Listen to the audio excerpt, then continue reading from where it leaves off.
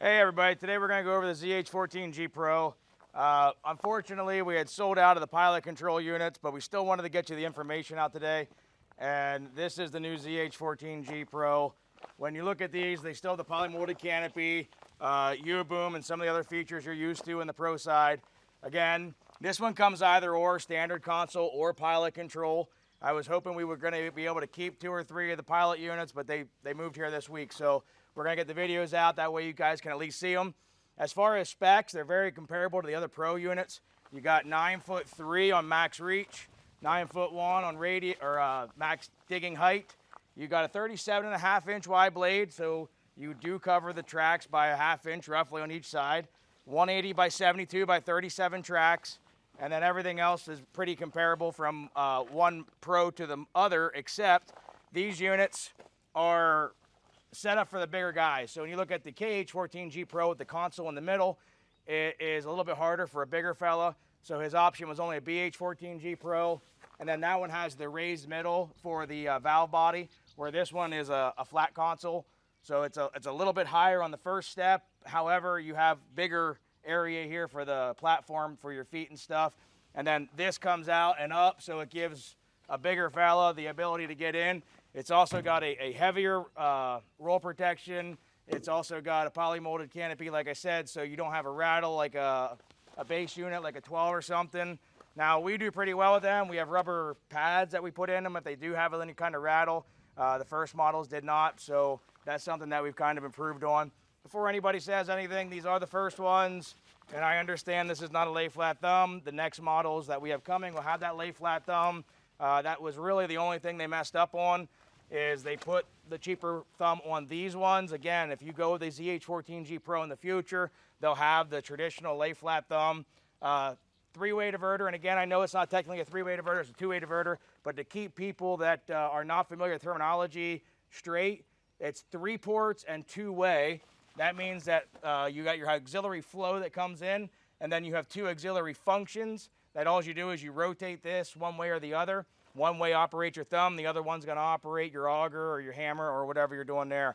So 16-inch bucket, still have good access into the rear. We're gonna do this in 3 cuts. That way we can do, we can show you guys the running and then a walk around and then just kind of finish up on it. So double plated blade, which we'll show you when we do the closer walk around. And some of the other things that I want to go over here, we'll go over when we do the walk around, like the gauges and some of the other stuff that are always upgraded on the Pro models.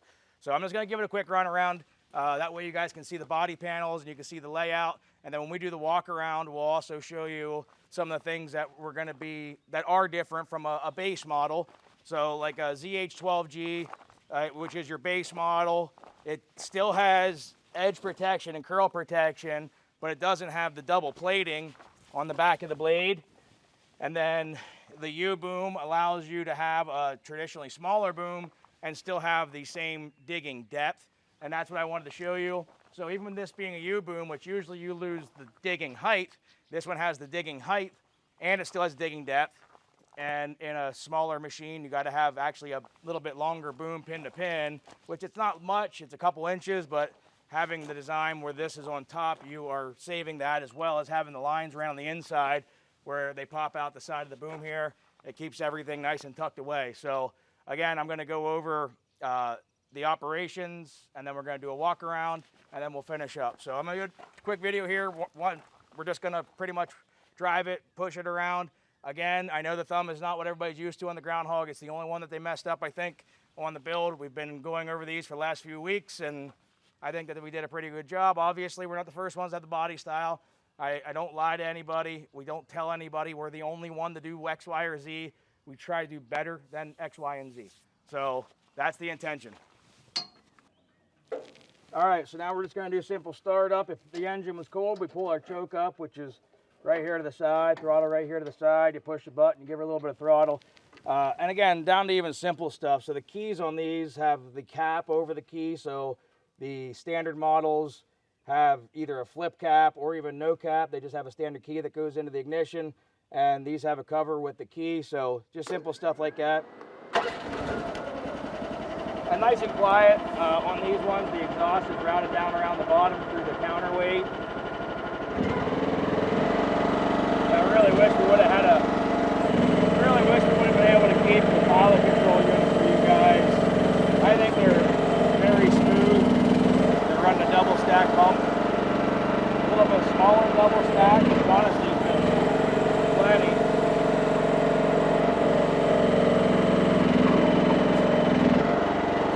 I mean, these guys have plenty of power for all the bigger they are.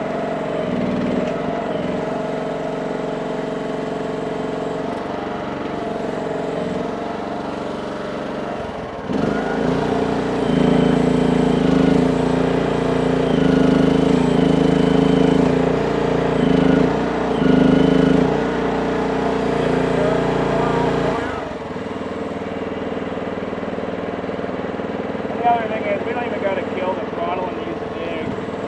I mean, if I'm digging a hole, it's going to be weight. The weight will be what kind of determines. And then you can always cheat a little bit for that breakout force. Plant this, come over here. And this is really only if you're bopping around and trying to get that first cut. It'll help keep your machine steady.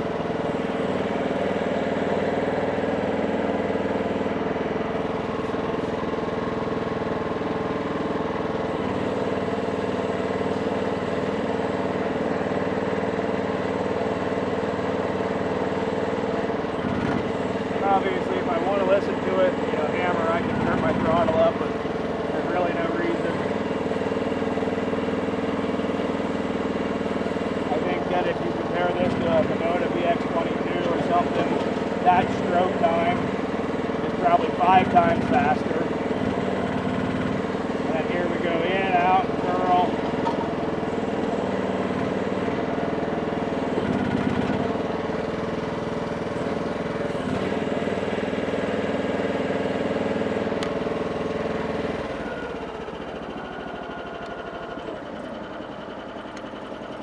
Even at an idle, it'll move the machine around. Obviously, at this point, if I would hit anything and really try to make it work, it would probably stall it out. But even at an idle, these things will move the machine and run them around some. We're going to give you guys another run around the machines, and we'll see you guys in a second. All right, so we're going to go over this unit here again. So I want to make sure I'm clear. So if it's a standard console like this, it's only going to have a single stack pump. I did say when I'm running it there, it's got a little double stack in it. That's if it's a pilot control unit. So that way you have a pilot reducing valve and one's running pilot side, one's running the machine. So I want to be clear on that. In this unit here, when you pop the gate, it's pretty much like any other one, except you do have a better exhaust that comes down here, which helps some of your decibel level. A little cast iron counterweight. Like I said before, most of ours are going to have cast iron counterweights unless it's the most base model like that one over there. Our hydraulic oil cooler's in here. The other thing that's always in here is your fuel shutoff. So on the bottom of your carburetors, on the bottom side of here, if you're ever transporting them, turn your fuel off.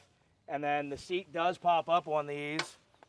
That way, if you want to put fuel in, some of the models are a little bit harder to get fuel in. They have the access plate. Well, these actually have the wing nut in the back, and now you can get right down to your gas, and you can put fuel in these much simpler than some of the other ones that just have an access.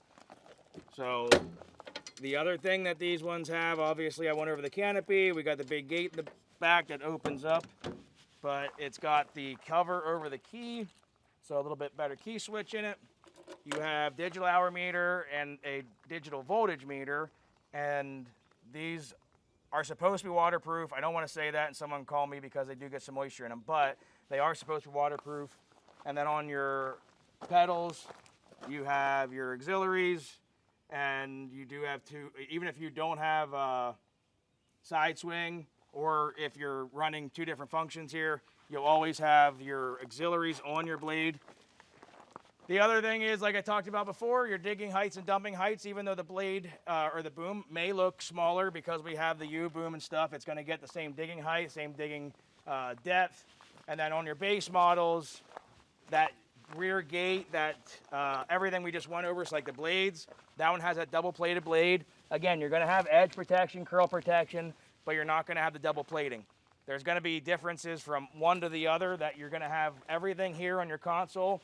So everything goes right to your mechanical valve body, and they're just done with a cheaper stick. And again, it's a base model, so I'm not going to lie and say that anything's better than it is. If you're at a $6,900 machine or a $9,900 machine, you should see differences. It shouldn't just be a price. So U-boom, digital gauges, polymolded canopy, heavier ROPS, heavier blade, a little bit heavier on the chassis and the guide mounts that come back.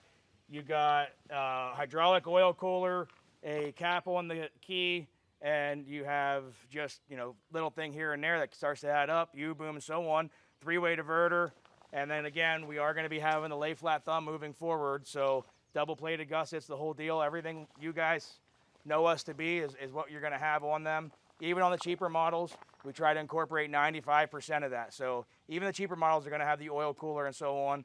That is why we're never the cheapest. I mean, we can build you the cheapest unit or get you the cheapest unit. If you get a hold of my office and you say, hey, Clint, Diana, Tasha, Nick, whoever, I want the cheapest machine I can get, like I seen at AGT or I seen at so on, we can get it for you. And it's just that I will do the 1-year warranty through the plant you guys tell us to use, and I'm happy to do that for you. But I can tell you they're 12 hours behind us, and unless we've done a lot of business with them, odds are they're not going to send the stuff. So because we do so much inventory, I mean, if we pan around here, our lot's actually about empty. You can see the machines, but believe it or not, everything that faces that way, so any machine that is facing away from the lot is sold, and all the machines all the way into the gray shed there are sold. So we're hoping to get, we usually have 8 rows in here, and the boat hitting the bridge slowed us down and some other things slowed us down, but we can see that we're starting to get some stuff built back in here, but only because of that do the plants work with us on some of the bigger stuff. So if we don't have a drive motor in stock and one does blow, typically they will ship it to us. And I don't mean in a container. So if you guys do it on your own, a lot of times we hear, hey, we're going to get you that drive motor or whatever you may need, but it's in your next load. Well, if you bought a unit and you've just bought that one unit for you, odds are you're not getting another load of equipment. And because the shipping is so much, odds are they're not going to send it out. So we wanted a Pro model that was a little bit less, which we've accomplished by using somebody else's body style. Again, I'm not going to lie to anybody. You can see this body style in, I think it is an AGT, to be honest with you. It's either an AGT or a Cherry or some other brand. It doesn't matter. But we still don't do a steel counter. We do a real counterweight. And then even the console's upgraded, so you got a double plating around your console and some of the other stuff like that. And that's the kind of attention to detail. Over 4 years of doing this, we've kind of noticed things that are traditionally done a little bit cheaper that we try to do better on. And I think that we do a good job in trying to get you guys the equipment you're already looking at and getting it at a fair price. But again, because of the amount that we do, we can help you with your parts and your warranties. But if you guys want that cheapest unit, you just let us know, and we're happy to help you guys get whatever you want in. So that's the ZH14G Pro. Sorry to go on a little bit of a monologue there. Work with me on my voice going out. I'm trying to make sure I'm staying loud enough that you guys can hear me and stuff, but ZH14G Pro. I really wish we had our pilot control model here. It looks like the same thing. It's just open here. You got 2 drive sticks and your pilot controls sit here. I think they do have some pictures of them before they shipped. We'll try to get them on the website, and then we're going to incorporate the video on the website. So take a look at the groundhogequipment.com website. That does give you a lot of the specs on these. And we're going to do a few more videos today. We appreciate you guys watching. We'll catch you on the next one. If you guys are interested, give us a call at 570-837-1003 or 570-837-1016. We'll see you guys later. Have a good one.